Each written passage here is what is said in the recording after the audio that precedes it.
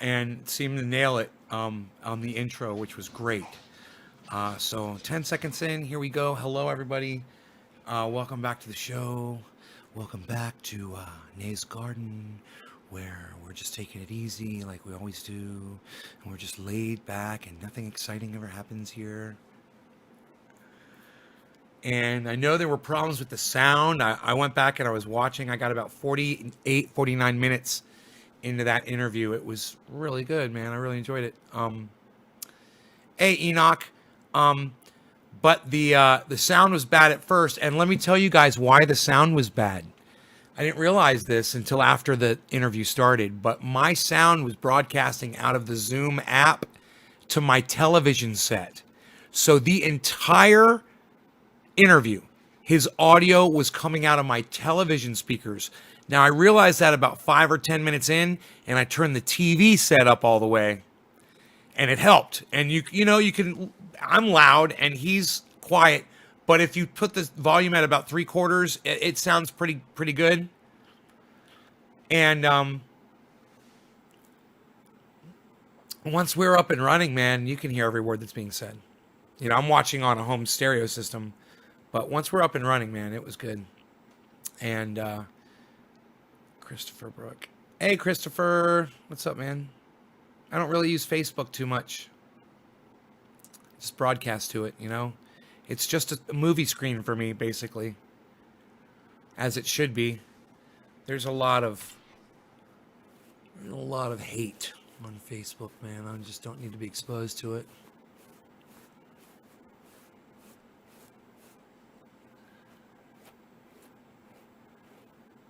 You guys notice that the volume improved after the first 10 minutes or so? When I turned the TV set volume up?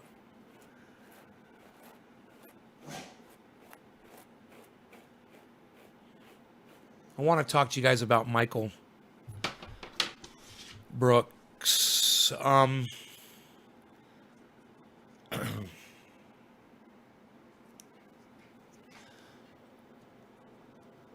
a second here, guys. Put this over.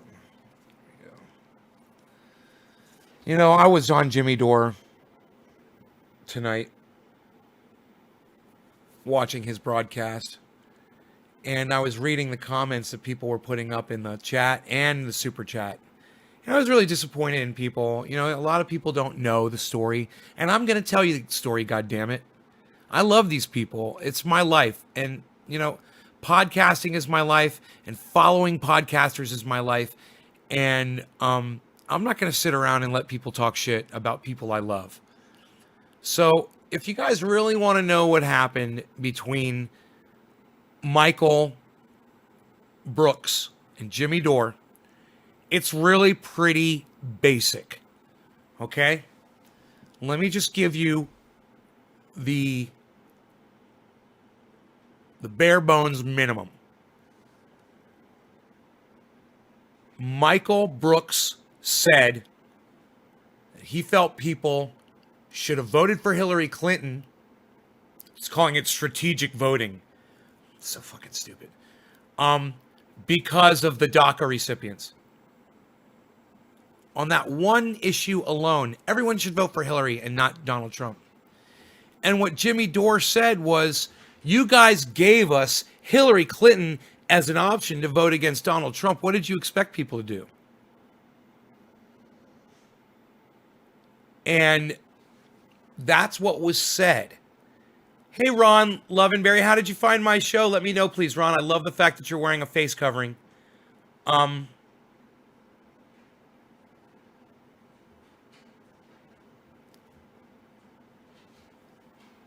Jimmy Dore went on his show after hearing what Michael Brooks had said, and he repeated what Michael Brooks had said,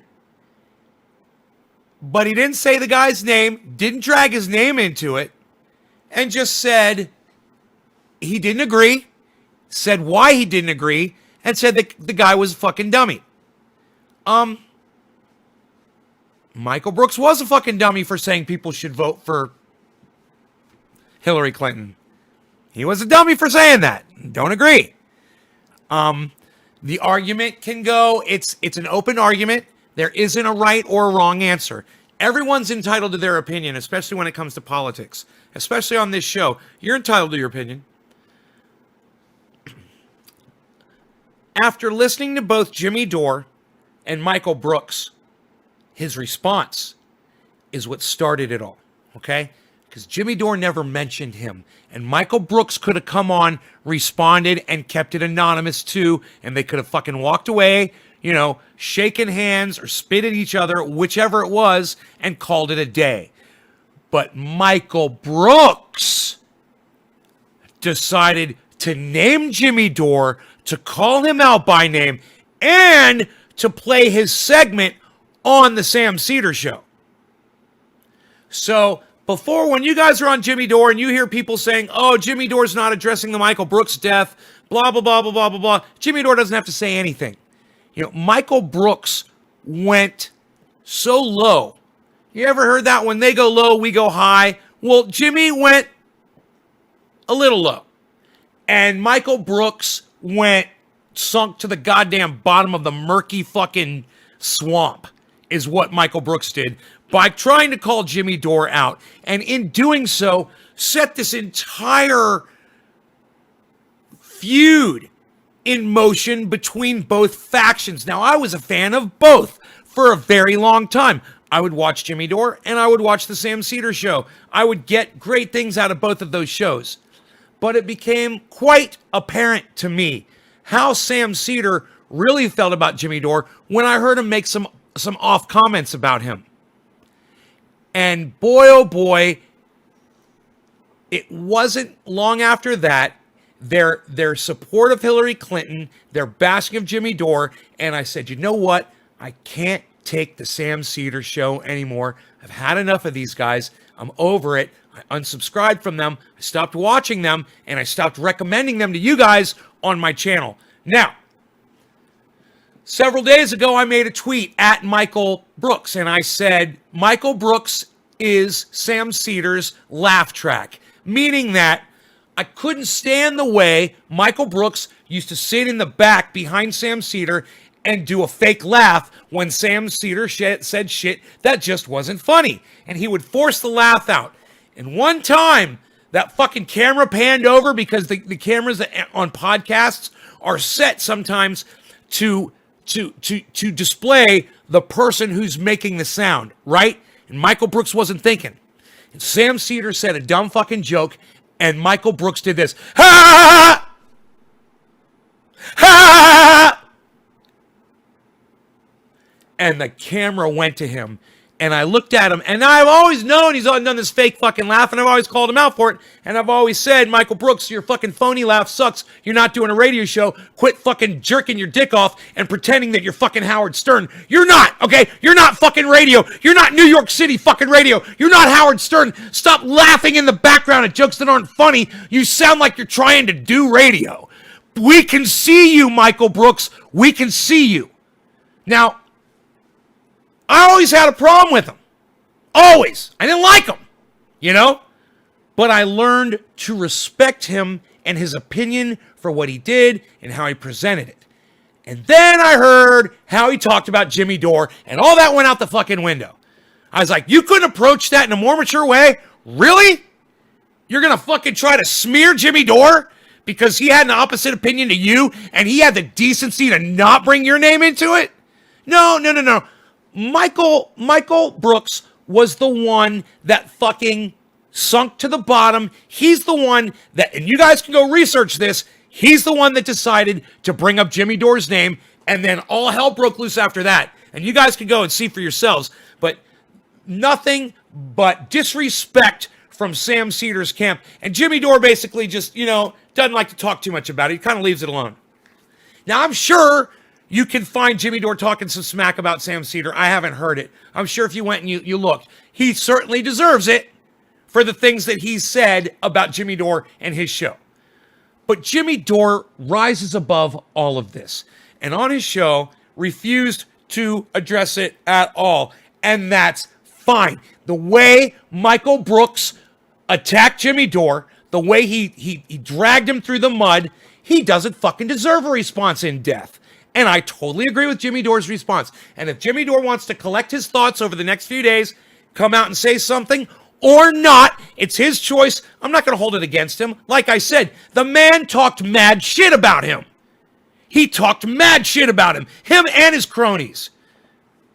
And, and then their audience, it starts bleeding out of their audience, and their audience members bleed into Jimmy Dores and start murkying up the chat with their fucking, anti-Jimmy Dore rhetoric. Their Sam Cedar fed propaganda. It's like they've been spoon-fed this shit, and anything Sam Cedar says to a lot of those people is bond. They take him like he is a goddamn messiah. And I've sat over there and I watched. I don't subscribe to Sam Cedar like that.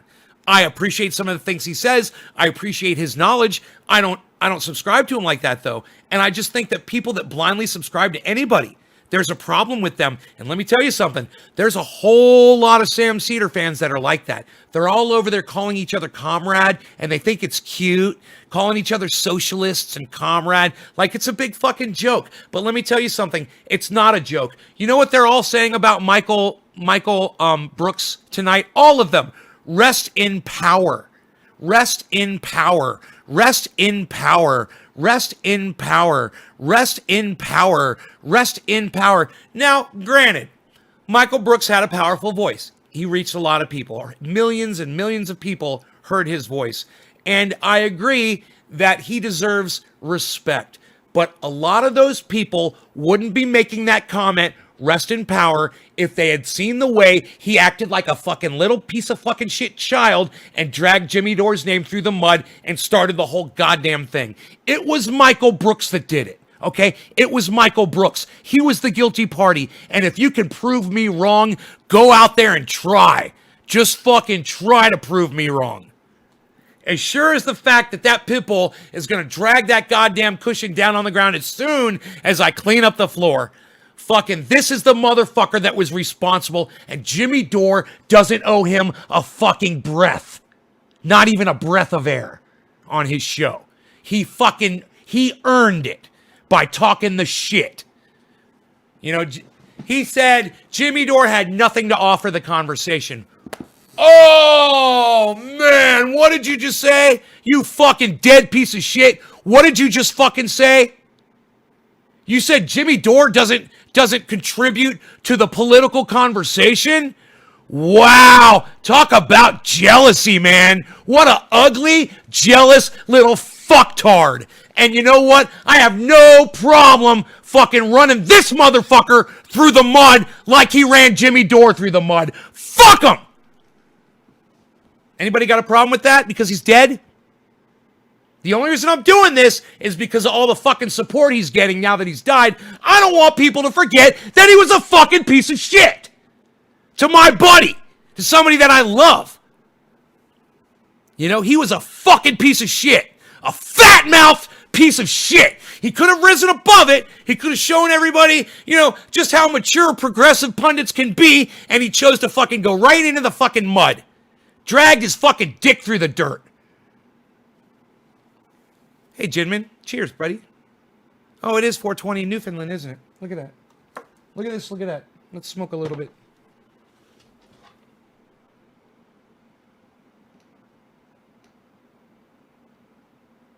Oh, shit. Daddy-o.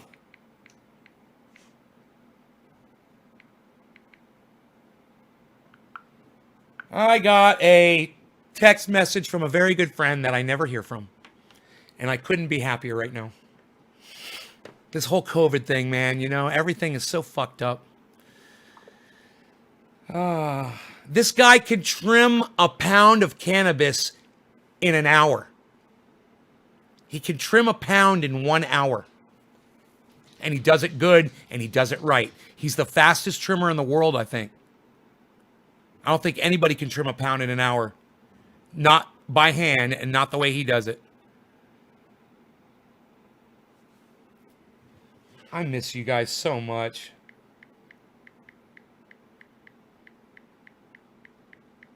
I miss your faces. God, I miss them. I'm so glad he's texting me right now, man. He's just making me so happy. He ended up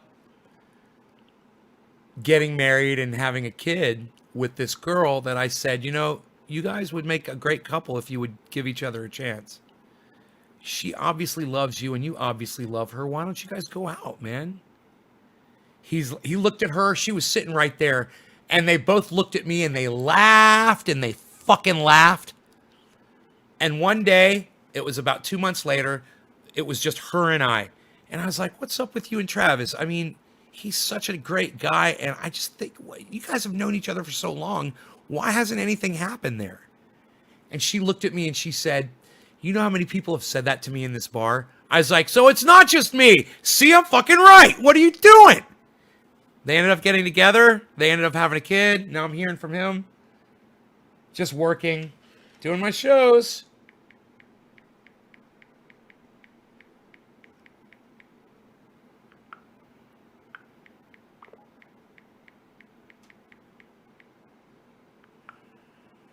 We have some common friends that him and I both lost. So sad, man. We lost some really good friends. Yeah, I'm smoking right now, as a matter of fact, man. I've just got to pack this.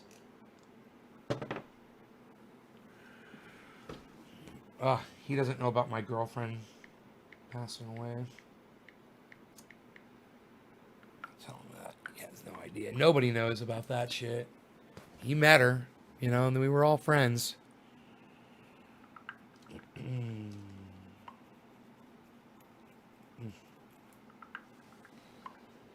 Yeah, he's like, what?